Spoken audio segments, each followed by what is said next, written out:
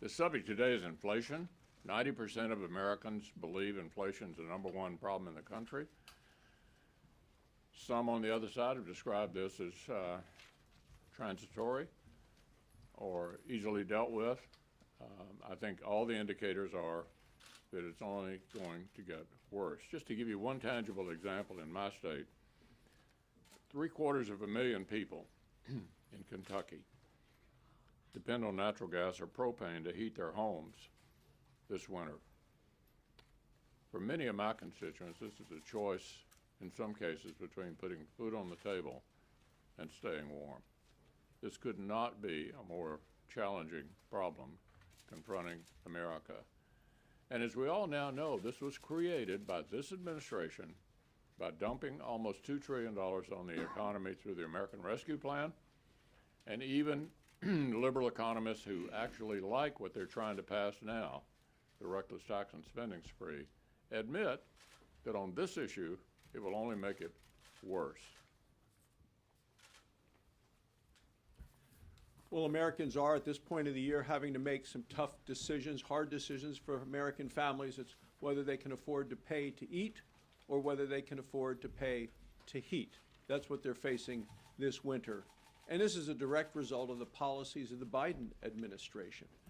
Yesterday, we had Senator Bozeman, who talked about the cost of the Thanksgiving dinner and how that's going to be at an all-time high. It's even if you can get what you're looking for. There was a front-page story today in the New York Times, I think, about the shortage of pies for Thanksgiving dinner. But people have now been facing more and more problems with regard to energy. Throughout the summer and into the fall, they've been paying much more at the pump, about $1 a gallon more for gasoline. So if you want to get to grandmom's house, that's going to be tougher. But now, as cold weather is coming in, it's going to be much tougher to afford the cost of heating your home. And the administration says absolutely right. The heating costs are going up, but they have no solution to the problem.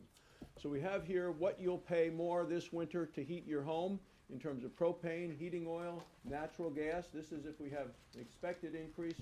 But if this winter is colder than expected, you're talking about dramatic increases in the cost of propane, heating oil, and natural gas. And remember, half of all homes in this country are heated with natural gas. Americans are going to be paying the price.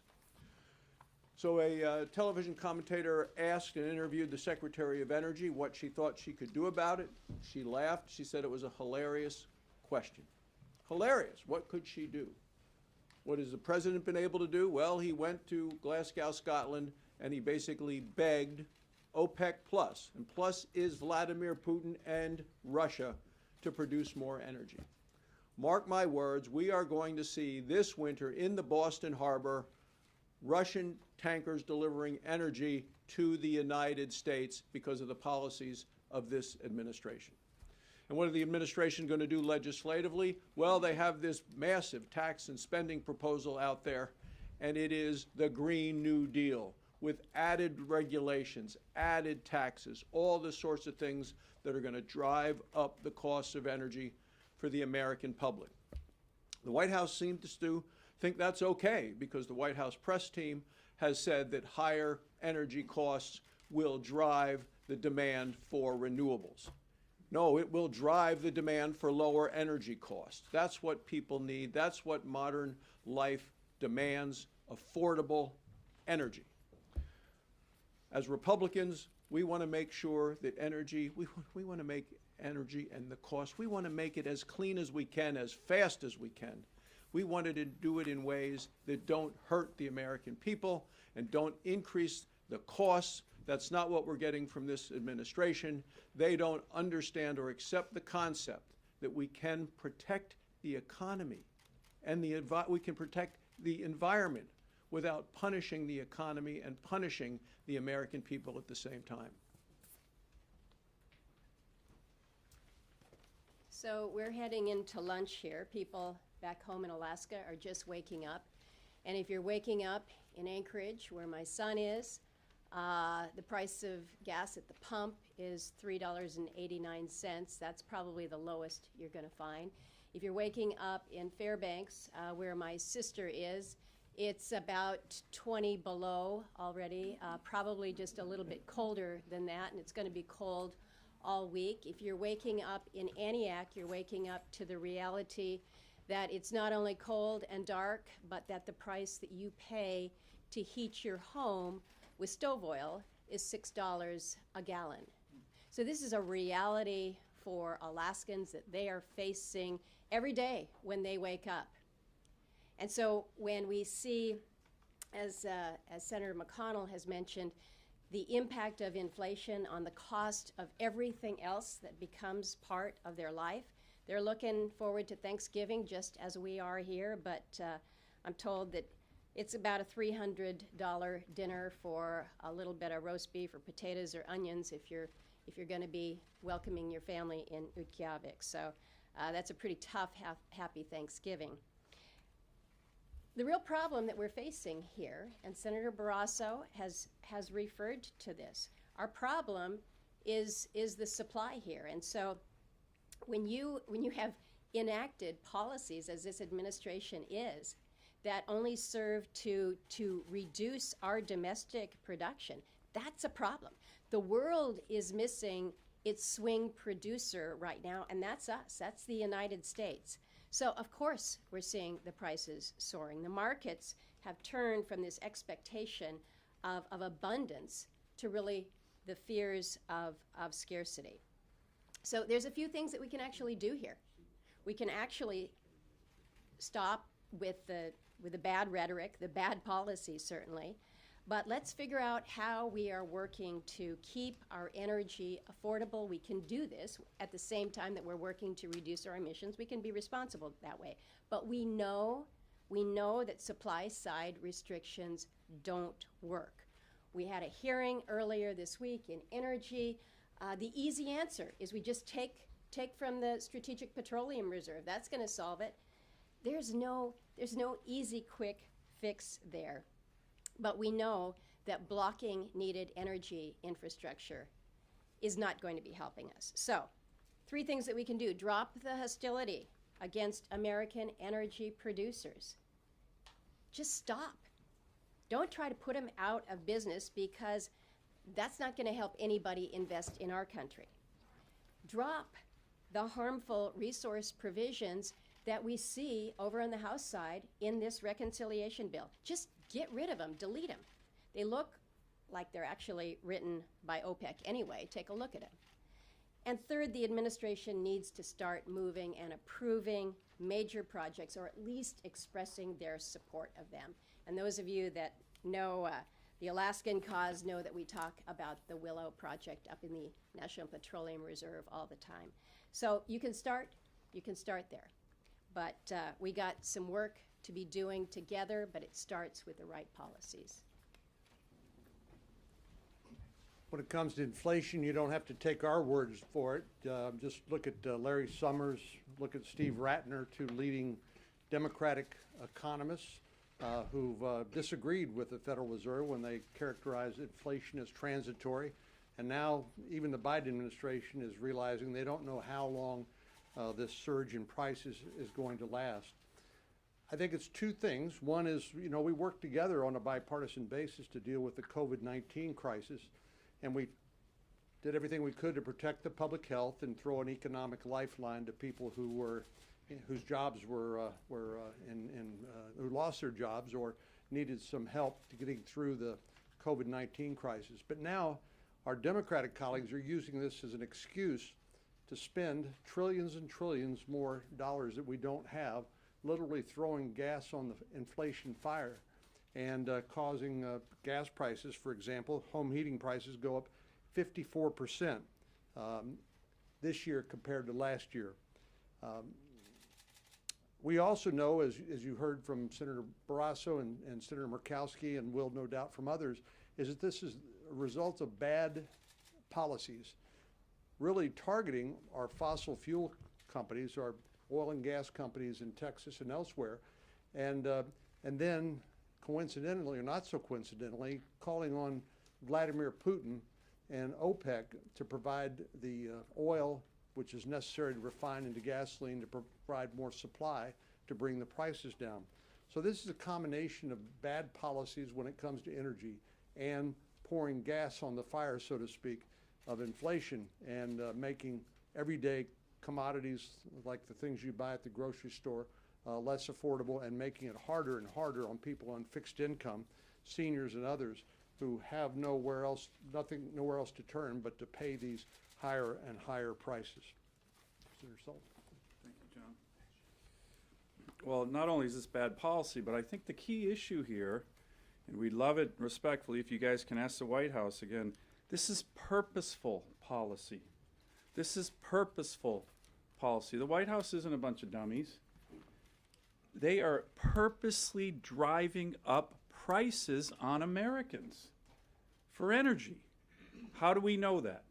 A, just listen to the rhetoric of Gina McCarthy and others, the czars, where they say that limited supply will increase prices and that will, quote, accelerate the transition to renewables. Go ask them. This is purposeful.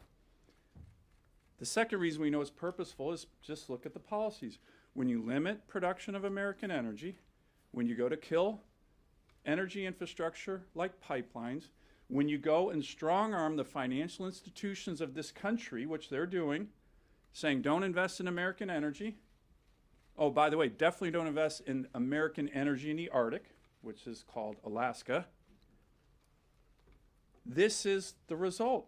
You now have a comptroller of the currency nominee who has recently said, just a couple months ago in a seminar, part of the policy mix will be to put out of business small oil and gas producers. This is purposeful.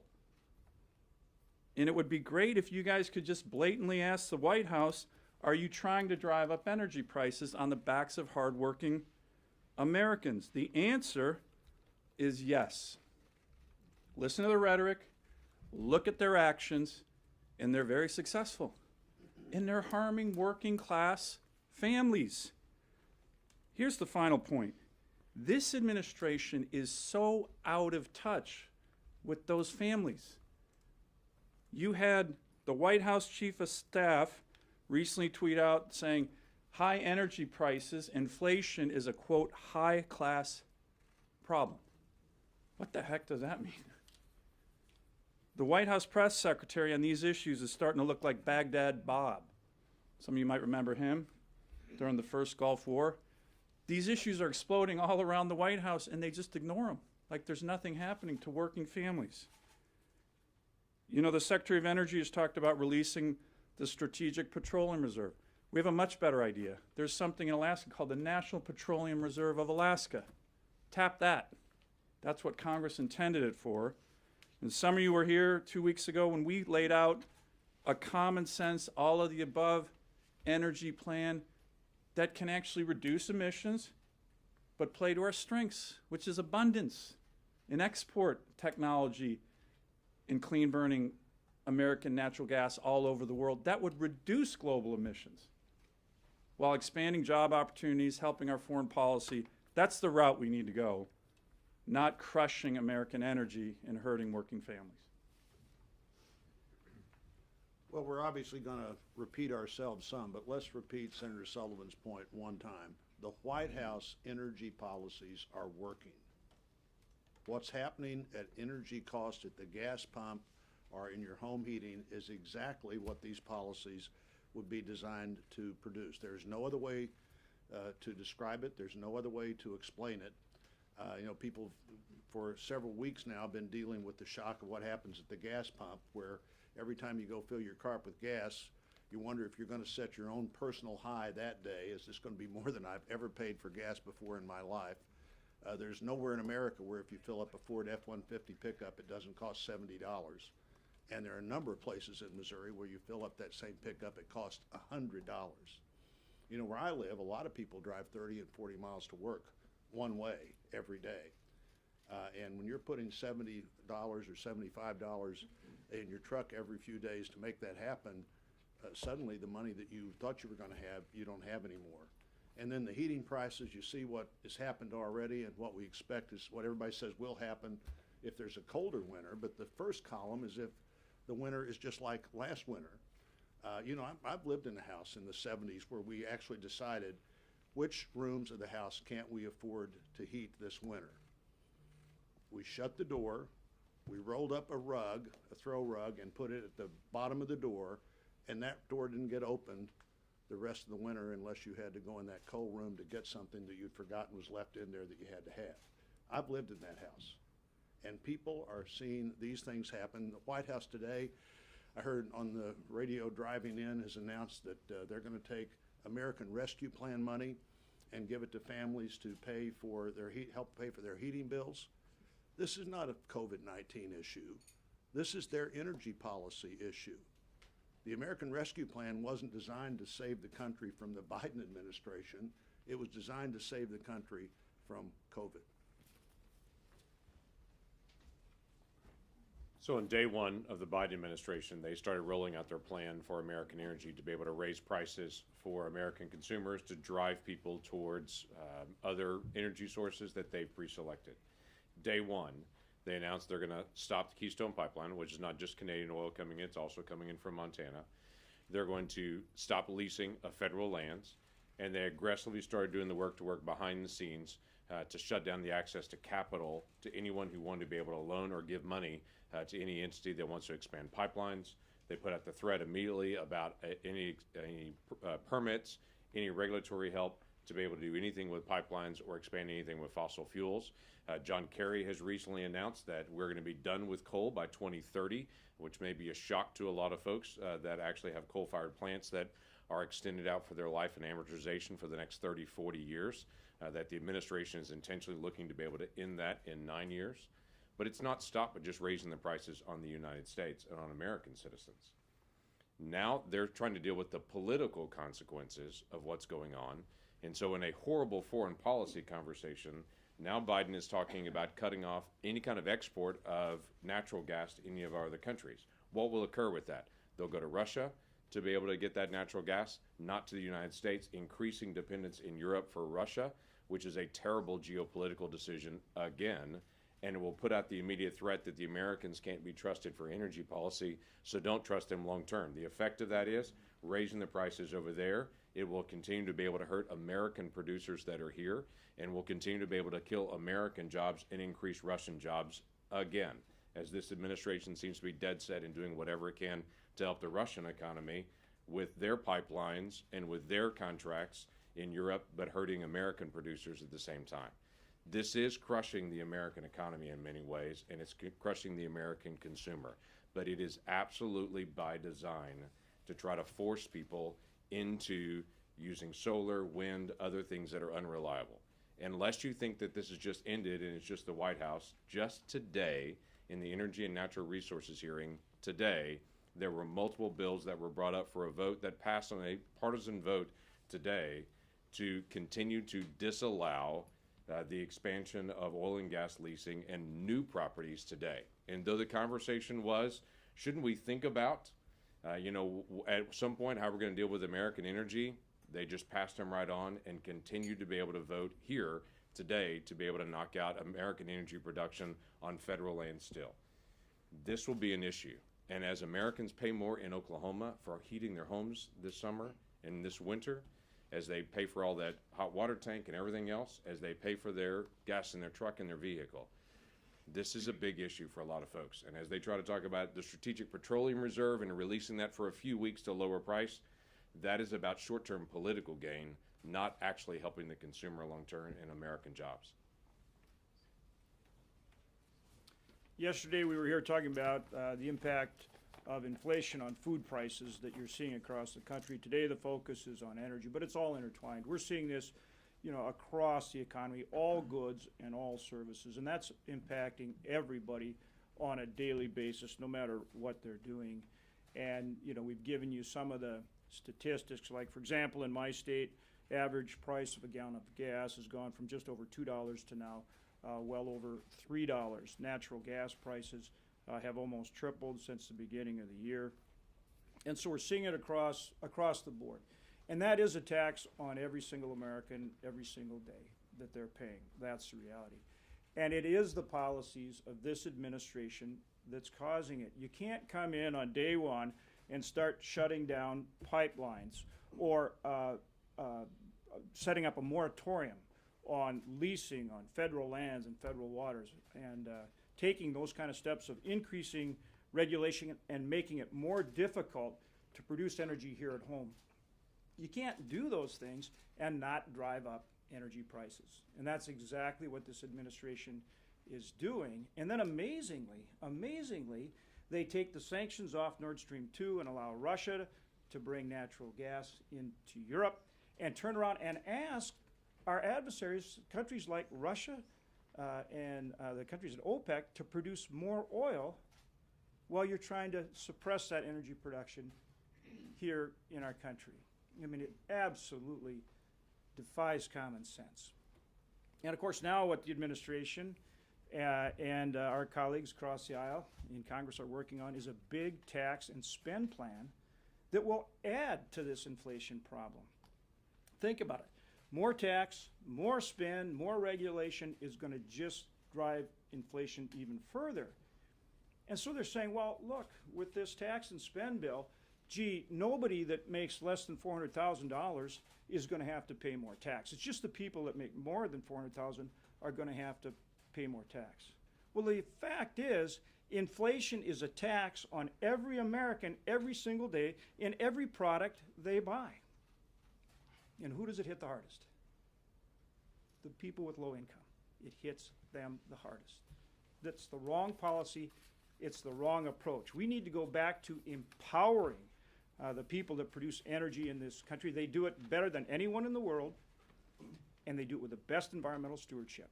And that was the track we were on before this administration came in, with the kind of policies that are preventing that. And we need to get back to the right approach.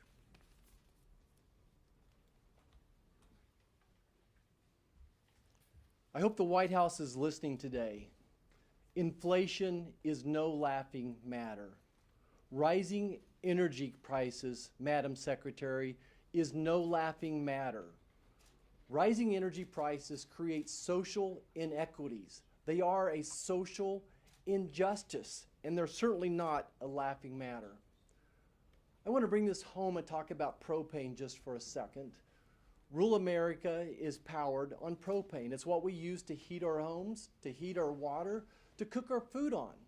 I had my propane tank filled on our very modest 3-bedroom, 1-bathroom home. About a 1,500 square foot home was filled this week. When you fill a tank with propane, it's a 500-gallon tank. It's about 10 foot long, maybe 4 foot across. Last year I paid $1.10 a gallon. Yesterday I paid $2.15 a gallon. So it went from $1.10 to $2.15 a gallon. Last year I filled my propane tank for $550. Yesterday it cost me $1,275. If we have a modest winter, that propane will get us through maybe February or March. I want to talk about propane a little further. Propane is made from crude oil or natural gas. And anything that affects the supply of crude oil or natural gas to get to the refinery is going to drive the price of that up. I hope that makes sense. Dr. Barrasso and I went to medical school. We didn't get PhDs in economics, but my college track coach taught me Econ 101. And what he said is the supply goes down, the price is going to go up. Why does this White House want to drive the prices up? Think about their policies that are driving the price up. Number one's going on back home. We can't get financing to drill. Folks that have been in the drilling industry, natural gas, oil for decades, for over a half a century, can't get financing now because of this administration's ESG rules. Beyond that, they're setting up rules to make it harder to build new pipelines. They're making it next to impossible to drill offshore. They're making it next to impossible to drill on government lands. There's not a person in America that can sit up here and look you in the eye and say that does not increase the supply of energy. And when you decrease the supply of energy, it's going to drive the cost up. It's just that simple. Last winter, Kansas, Oklahoma, and Texas had a large winter storm called Uri. Winter Storm Uri. Winter Storm Uri claimed hundreds of lives. Most of those people were on the margins, right? Another social inequity, another social injustice created by policies. And that's what's going to happen this winter. We're going to have brownouts. There's going to be a decrease of supply of energy, creating brownouts.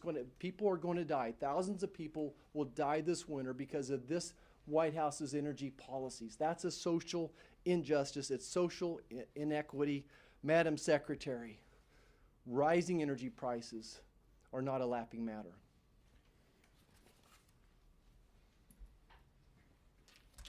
Now, you've heard from all of us, and this is simple. Folks, this is very simple. It's the basic fundamentals of the economy. When President Biden on day one came in and shut down that pipeline, the Keystone XL pipeline, that reduced our supply, and then he halted the leases on oil and gas. Then he turns around and he looks at Russia and OPEC and says, come save us. Please come and fill that void for us. That's how we got here. We are all trying to give you a winter forecast, and to my knowledge, none of us are meteorologists, so the winter forecast that we're giving you is devastation. When you look at these numbers of propane up 54%, heating oil up 43%, natural gas up 30%, this is a forecast of disaster. And as Americans are bracing for these higher prices, the Democrats are doubling down on their efforts to totally shut down American energy production. Thank you for being here, and thank you for listening to all of us. Happy to take some questions. Leanne. Is this a reason not to do a long-term CR since LIHEAP funding will stay the same in a continuing resolution when it's obviously going to be much more needed this year? That's not figured into any of this component. What we're focusing on is now the cost of energy that people are getting hit with all across the country. Yeah, we need to fund the government. The deadline there is December 3rd. This is a focus on the fact that this administration is intentionally shutting down American energy, making energy more expensive to help drive a need for renewables. This is a manipulation of the economy and causing pain for the American people as a result. Alex. Senator, what do you think about President Biden calling on the Federal Trade Commission to investigate whether oil and gas companies are participating in illegal conduct to keep the price of oil and gas higher than it should be? Whenever energy prices have been up in the past, this is a tradition of presidents to do that, and it's not going to have any impact. They're not going to find that happening. What they're going to find is if the president actually looked in the mirror, he would see he's the cause of this, starting day one when he drew a target on the back of American energy and pulled the trigger. Hey, Yes. John, can I Oh, add? sure. So I think the one issue there is you're looking at kind of what was stated earlier, kind of political actions to show that he's doing something. The SPRO is one, right? They're talking about the Strategic Petroleum Reserve. This is the second one. But the president in his town hall meeting on CNN actually said, hey, immediate term, there's not much we can do. That's actually 100% wrong. All the policies that we have just talked about, that they implemented on day one, if they started to reverse those, that would have an impact that would be very, very important. So it's the actions that they need to take to reverse their current policies, not political theater. The FTC, I guarantee you, some White House advisor, well, this will look good, like you're doing something, Mr. President. It's not. It's not going to do a thing. Neither is the SPRO. The energy experts say Strategic Petroleum Reserve, maybe 2 weeks, small increase in price. What they need to do is reverse these policies that we have been talking about, that they have implemented from day one, and we're not even answering the question why. They're driven by the radical far left of the party. And they're trying to drive up prices on American energy and American families, and I really think it's important that people just ask them the question, is this purposeful? Thank you, Senator. Senator Blunt brought this up earlier. The $4.5 billion from the American Rescue Plan, the administration's trying to get that out to the states is for LIHEAP. I just want to ask you, in terms of impact, what real world impact would it have here? Well, it has no real-world impact there. What it does is help LIHEAP recipients pay the bill. I've always been a LIHEAP supporter. You know, we need to be moving on the appropriations bill. I think the fact that we've spent so much time focusing on the bill that will have a lot of things that make these problems worse have prevented us from having the oxygen necessary in the Senate and the House to get to the bill that would adequately fund a fund that's going to need more money this winter than it needed last winter. But it doesn't need it, I don't think, between now in December 31st or sometime in January, but clearly we're going to begin to see huge problems for LIHEAP eligible families. Maybe it's the last one, guys. Prime Minister Trudeau is in Washington meeting with President Biden today. What message would you have for President Biden regarding the Line 5 pipeline, which the Trudeau government has really firmly defended? Well, we are on the side of the pipelines from Canada to the United States that this administration has basically thumbed its nose at and is and attacked.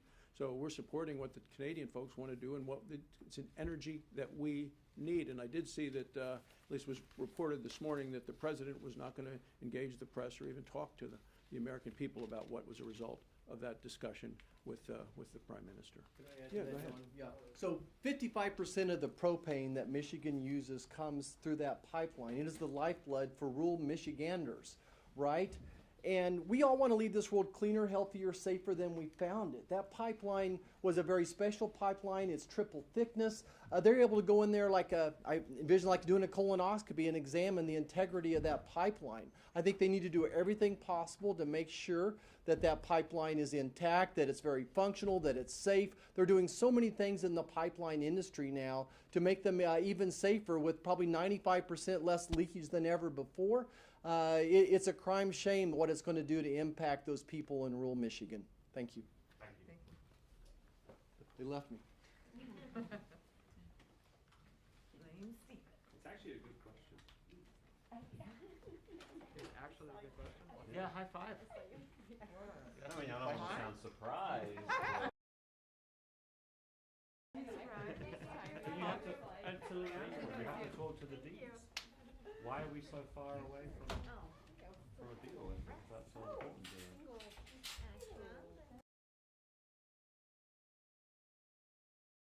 I'm sure it's not as cut and dried as that. For TV, I mean, and the hard part is making it a concise. For print, they have a little more leeway or more space to elaborate. A little more effusive. How long has he been involved? Oh, no, yes. It's been a busy, I'm sure you've had the same deal, right? Like December,